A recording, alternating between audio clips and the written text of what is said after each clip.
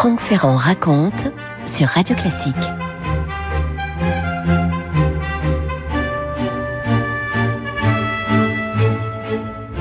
Au début du XXe siècle, Montparnasse et ses ateliers, dont la cité Falguière par exemple, et la Ruche bien sûr, Montparnasse et ses ateliers sont le creuset de ce qu'il y a de plus novateur dans les arts. On trouve à Montparnasse de nombreux écrivains, des poètes et bien sûr des sculpteurs et des peintres. Tout ce petit monde mène là une vie de bohème. Ils sont jeunes, ils sont pauvres. Pour la plupart, ce sont des immigrés qui arrivent un peu de partout, notamment d'Europe centrale.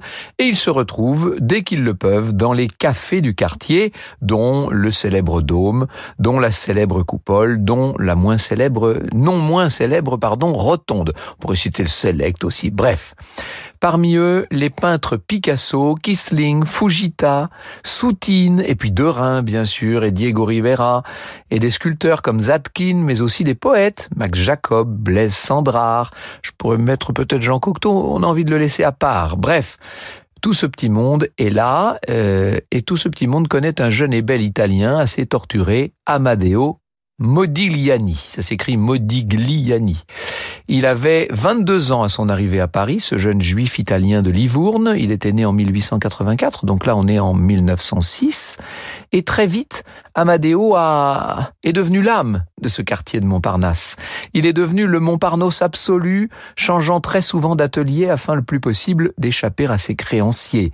Il s'est d'abord initié à la sculpture, et puis il a laissé tomber la sculpture pour venir à la peinture. Il faut vous dire qu'à Montparnasse, le Livournais ne laisse personne indifférent. D'abord, il est très beau et très élégant. Je cite Blaise Cendrars. Modigliani était beau, divinement beau. Il était habillé comme les jeunes Italiens qui sortent des mains d'un tailleur italien. Il portait une gabardine cousue main, pincée à la taille, avec des manchettes qui papillonnaient quand il gesticulait. Or, il gesticulait beaucoup.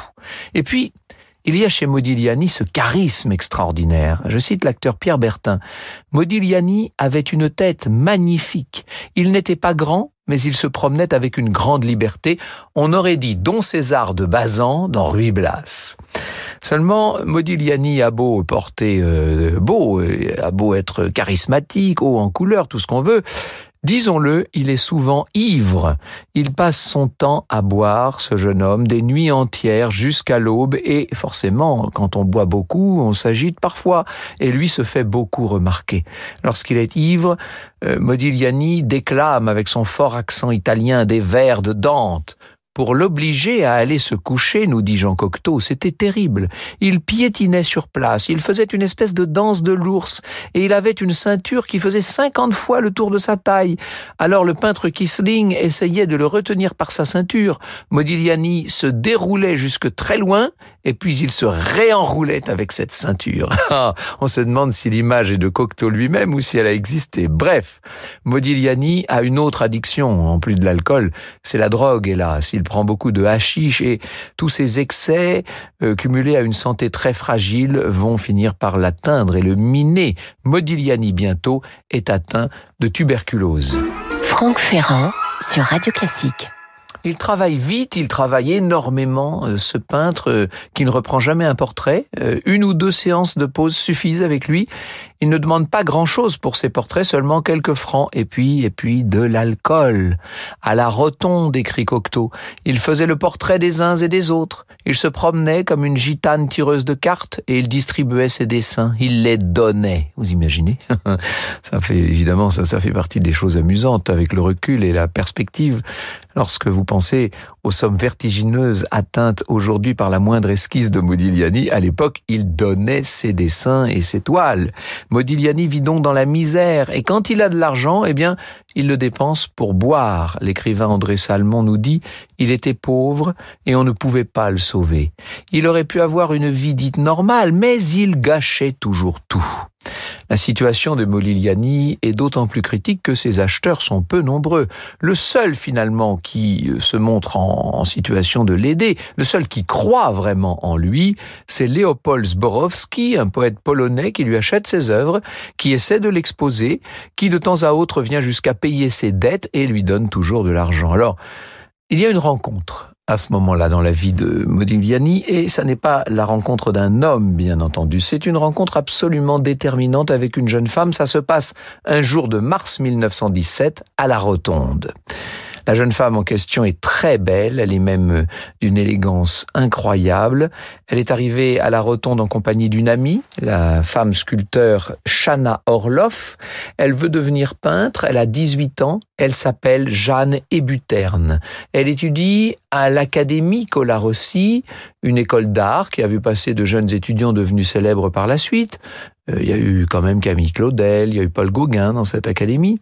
Jeanne était une petite statue gothique avec ses longues nattes et ses grands yeux verts extraordinaires, nous dit Shana Orloff. Elle avait quelque chose de mystérieux. Et immédiatement, Amadeo est subjugué par la timide étudiante. Il va venir parler avec Jeanne Hébuterne. C'est une passion immédiate, une passion native et qui ne fait naturellement que commencer. Vous écoutez Radio Classique. Quand il peignait, il mettait votre âme à nu. Dans ses mémoires, Lunia Tchaikovska, qui a été un des modèles d'Amadeo Modigliani, résume en quelques mots le talent de l'artiste, celui de saisir dans un instant comme ça une personnalité et en quelques traits seulement de restituer toute l'âme de celui ou celle qu'il a voulu immortaliser, une petite fille, un ami, un homme, accoudé à un comptoir. Donc en mars 1917, à la Rotonde, à Montparnasse, pour ceux qui nous rejoindraient, Amadeo Modigliani, qui a 32 ans, vient de faire la rencontre de sa vie. Alors que dans ce grand café par excellence, les gens parlent de cette guerre qui n'en finit pas, notre élégant peintre vêtu d'une veste de velours côtelé et qui porte un grand chapeau, notre peintre ne se laisse pas déconcentrer. En quelques secondes, vous savez, de la pointe de son crayon, il est capable d'esquisser un portrait. Il déchire la feuille, la donne à son modèle, en l'occurrence un jeune homme venu boire un verre avec ses amis. Le client de rencontre donne une pièce et repartira son dessin sous le bras, et la pièce en question devrait servir à payer encore une autre vie. Et voilà comment ça fonctionne. Amadeo vit un peu comme ça, à la fortune du pot. Sauf qu'il vient de rencontrer Jeanne Hébuterne. Il faut savoir que souvent il a eu des rapports difficiles avec les femmes, et en particulier avec une, la poétesse et journaliste anglaise Beatrice Hastings. Leur relation a duré 2 ans, elle a été très orageuse, souvent ivre. Modigliani s'est disputé sans arrêt avec cette Béatrice, jusqu'à un soir de l'été 1916 où il a fini par rompre avec elle à l'issue d'une énième beuverie, et ils ne se sont jamais revus. Donc arrive Jeanne, qui au bout de quelques semaines se dit qu'elle habiterait volontiers avec l'artiste. Elle va quitter sa famille. C'est une famille de bons bourgeois parisiens, tout à fait tout ce qu'il y a comme il faut, vous voyez. Et évidemment que les parents ne veulent même pas entendre parler de cette liaison avec un Italien alcoolique, misérable, juif de surcroît. En juillet, Modigliani et sa nouvelle compagne s'installent grâce au marchand Léopold Zborowski au 8 de la rue de la Grande Chaumière. Et voilà comment commence leur vie ensemble, avec un quotidien qui est très rude, puisque le couple ne mange pas à sa faim. Puisque Jeanne a choisi de quitter sa famille, inutile de vous dire que la famille ne l'aide pas, c'est le moins qu'on puisse dire. Quant à Modigliani, il a beau travailler énormément, il ne vend rien. Les portraits aux yeux vides et au regard souvent mélancolique n'intéressent à l'époque personne. Et on les voit s'entasser, ces portraits, dans l'atelier. Modigliani boit beaucoup plus que de raison, il n'arrête pas, et puis de plus en plus maintenant, il tousse. Heureusement, Zborowski, le bon Zboro, n'est-ce pas, est toujours là, c'est lui qui paie le loyer notamment, et puis il y a Jeanne, elle aime son compagnon, elle l'étreint quand il tousse beaucoup, qu'il a de la fièvre. Elle va devenir évidemment non seulement son modèle favori, mais quasiment à ce moment-là son seul modèle à la fin de 1917. Bonne nouvelle, au milieu de cette bohème, Modigliani va avoir sa première exposition personnelle à la galerie Bertweil, une célèbre galerie. Encore une fois, c'est grâce à Léopold Zborowski. Le 3 décembre, le vernissage Modigliani attire du monde. Jeanne Hébuterne et Sborro sont ravis. C'est certain, les tableaux vont enfin se vendre. Sauf que quelques jours plus tard, des policiers font irruption dans la galerie et sur ordre du préfet, ils ordonnent que 5 peintures à l'huile, 5 nus féminins, soient décrochées de la vitrine. Outrage à la pudeur. Ah oui, ne manquait plus que cela. Les nus semblent ne découvrir que certains modelés du ventre, des seins, ou le sourire de bouche plus ambigu qu'un sexe, nous dit Francis Carco. La souplesse animale, parfois immobilisée, ses abandons, sa faiblesse heureuse, n'ont point encore connu de peintre plus soucieux de les traduire. Ah, c'est vrai que les tableaux en question sont des chefs-d'œuvre absolus, mais en même temps, ils ont fait scandale. Et ce scandale fait qu'aucun des tableaux qui, au pire, au mieux, devrais-je dire, avaient été reconnus, avaient été retenus, aucun de ces tableaux ne va être vendu. Sborro et Jeanne repartent avec toutes les toiles sous le bras, et Modigliani les suit, quitte tous à n'en plus pouvoir. Au début de l'année 18, Modigliani travaille plus encore avec cette santé de plus en plus détériorée. Léopold Zborowski l'envoie avec Jeanne sur la Côte d'Azur, à Nice. Il faut vous dire que le couple attend un enfant. À la faveur de cette lumière du midi qui littéralement l'irradie, le peintre va éclaircir sa palette et même peindre des paysages. 4 en tout. Des paysages où l'on sent d'ailleurs un peu l'influence de Cézanne. Mais même loin de Paris et de Montparnasse et de ses cafés, Modigliani continue de boire. Jacqueline Survage, l'un de ses modèles, nous dit « Il était d'une courtoisie exquise et grand seigneur, très beau, magnifique, toujours gai et intelligent, même s'il me quittait de temps en temps pour boire un peu. Alors je lui faisais la morale et il était gentil. Lors de ce séjour azuréen, Modigliani vient voir Renoir à Cagnes dans sa villa des Colettes. Renoir très âgé, presque paralysé, mais qui le reçoit néanmoins. « Alors comme ça, vous êtes peintre, dit-il. Moi, je plotte les fesses pendant des jours et des jours avant de terminer une toile. » Modigliani lui répond « Moi, monsieur, je n'aime pas les fesses. » Le 29 novembre 1918, Jeanne et Buterne donnent naissance à la petite Jeanne.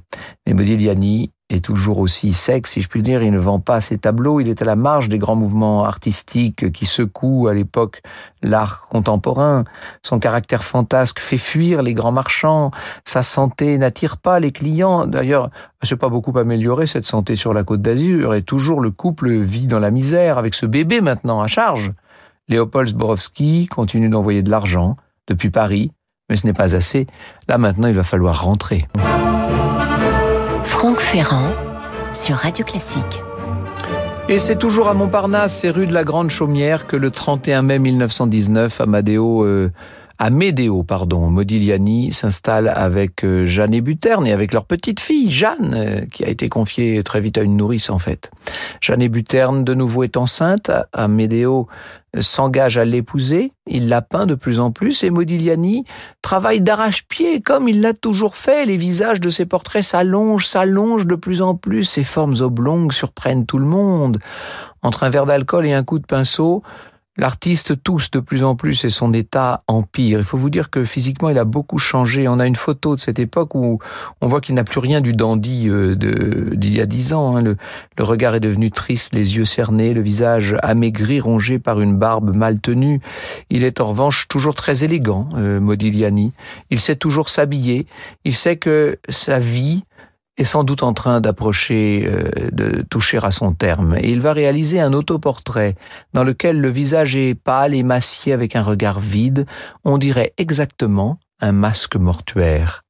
Les conditions de vie du couple ne s'améliorent pas et Jeanne est obligée de faire des petits portraits qu'elle vend quelques sous pour survivre.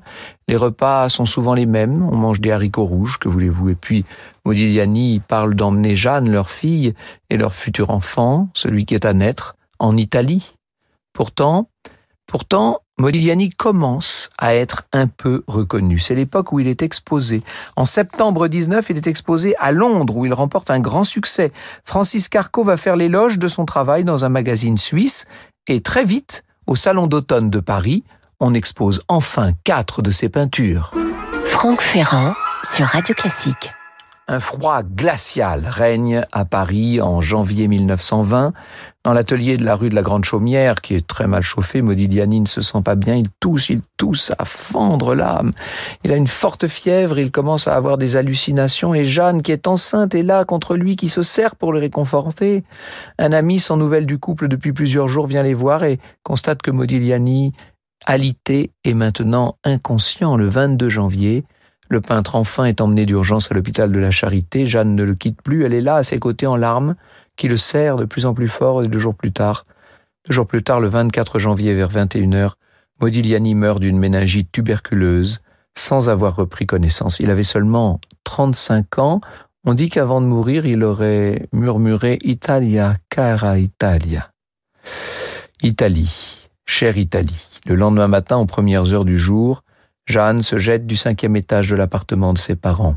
Elle va mourir sur le coup, à 21 ans, tuant du même coup son 2e enfant sur le point de naître. La famille de Jeanne refusera de prendre son corps en charge. Il sera transporté par un ouvrier sur une brouette. Que dit le bon Sborro de tout ça? Il informe le frère de Modigliani en Italie, Giuseppe Emanuele, qui lui répond « Enterrez-le comme un prince !» André Salmon nous dit « Modigliani, fils de roi, prince de l'esprit, aristocrate en chandail, avançait dans la vie les narines frémissantes, ivre de toute la beauté, de toute l'intelligence du monde. » Vous écoutez Radio Classique.